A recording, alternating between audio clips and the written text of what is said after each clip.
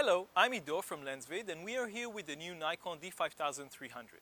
This is a new entry-level DSLR camera from Nikon introduced a few weeks ago. The D5300 replaces the D5200, which was introduced a year ago, and it includes a few interesting changes. First and foremost is the introduction of a Wi-Fi and GPS built into this camera. This is the first Nikon camera with a built-in Wi-Fi and GPS. This is something that was not included until now in any DSLR camera from Nikon. Canon has it in the 70D and the 6D. So this is the first for Nikon. Another change, interesting change in this camera is the revision of the sensor. In the D5200 we had a 24 megapixel sensor but with an AA filter. In this camera we have a sensor, a 24 megapixel sensor, but without the AA filter, which helps us improve the sharpness of the images. So this is another interesting feature that we have. Basically we have another feature in terms of the video quality which was improved, and this is the frames per second. In the previous model, in the D5200, we had the ability to capture video in 1080p in 24p video, in 24 frames per second. Here we have the ability to capture video in 1080p 60p, in 60 frames per second, which can give us the ability to do slow motion videos in the camera, and this is another first for Nikon, for the Nikon line. Even the Pro cameras from Nikon, the D800, the D4, doesn't allow you to do 60p in video. So this is another improvement. So from this point, let's go and have a look at the camera itself, some of the features, the build quality, and some of the other stuff that Nikon included inside the camera. Now let's have a look at the D5300 itself. Externally, the camera is very similar to the D5200. The only slight difference that we have found is this button here, which was in the D5200 on the top of the camera. It controls the shooting mode. Other than that, there are not a lot of differences between this camera and the D5200 externally.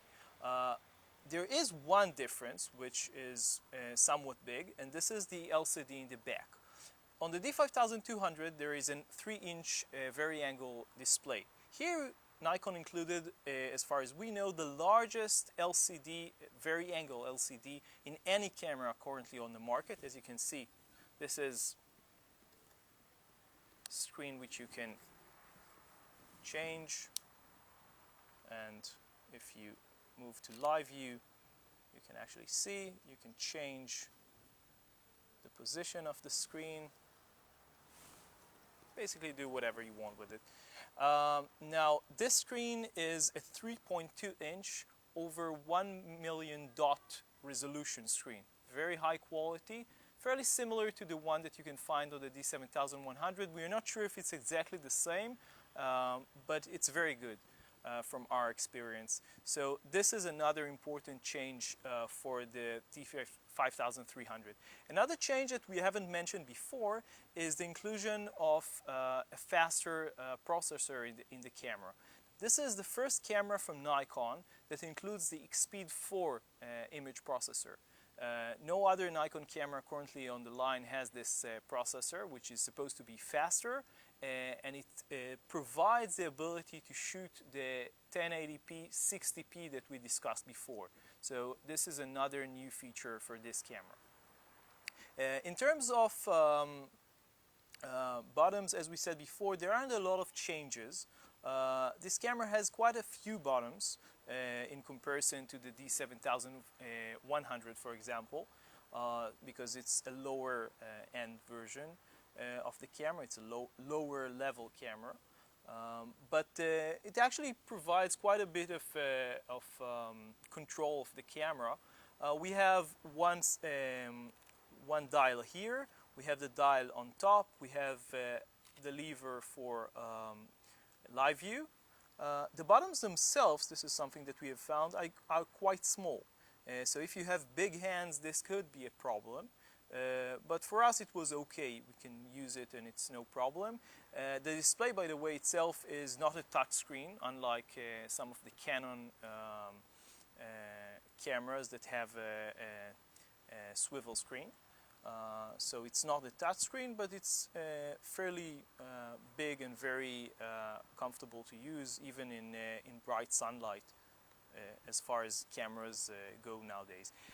So in terms of other features that we have in this camera, we mentioned the Wi-Fi and GPS. Now let's show you an example of how this actually works in real life. What we are going to show you now is how to connect the Wi-Fi from the D5300 into a phone.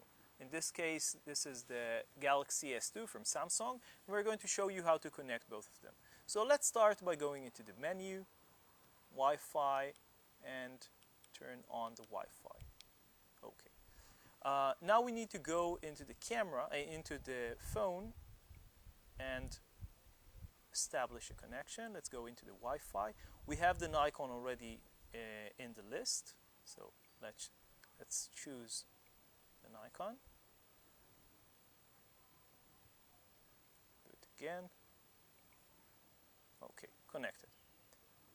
Now we will go into the phone itself and go into the application from Nikon. Now, as we can see above, we have the application already installed. The display on the camera turns off. We have two options: view photos or take photos. Let's take a photo. It tells us that the GPS is off. Let's disregard that. And as you can see, now you can view the image from the camera on the mobile display. What we can see here is the aperture, the shutter speed, the aperture, the number of images left on the card of the camera, and the status of the camera's battery. And of course, previous images that we have taken with the camera. So if we want to take an image, we can focus on any part of the image. Let's focus here, and we can take an image. As you can see, it's quite instantaneous. And now it tells us that it's downloading the image. As you can see, there is a slight delay in terms of the transfer of the image from the camera to our phone. So shooting people who are moving or objects that are moving is not a very good idea. But if you are shooting static objects, it's not a real problem. So this is what we can do.